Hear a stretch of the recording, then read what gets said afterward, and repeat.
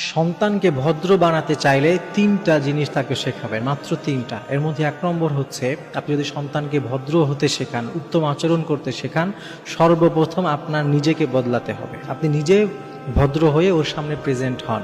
আপনি নিজে যদি অভদ্র হন, অন্যের সাথে খারাপ আচরণ করেন, আপনার সন্তান তো ওইটা দেখেই শিখবে। কারণ বাচ্চারা, সন্তানরা তারা কান দিয়ে শোনে না, তারা চোখ দিয়ে শোনে। এটা কিন্তু গুরুত্বপূর্ণ কথা। আপনি সারাদিন ওকে যেটাই বলেন, যত কিছু ওকে শোনান না কেন, দিন শেষে ও ওইটাই করবে যেটা ও চোখ দিয়ে দেখেছে। এজন্যে ওর সামনে কখনো উল্টাপাল্টা করবেন না। এইটা হচ্ছে এক নম্বর। আর দুই নম্বর, ওকে কৃতজ্ঞ হতে শেখান।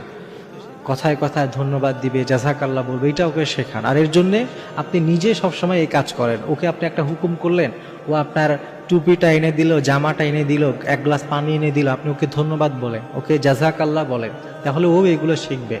আর তিন নম্বর, ভুল স্বীকার করতে শেখা। ভুল স্বীকার করাটা অনেক গুরুত্ব।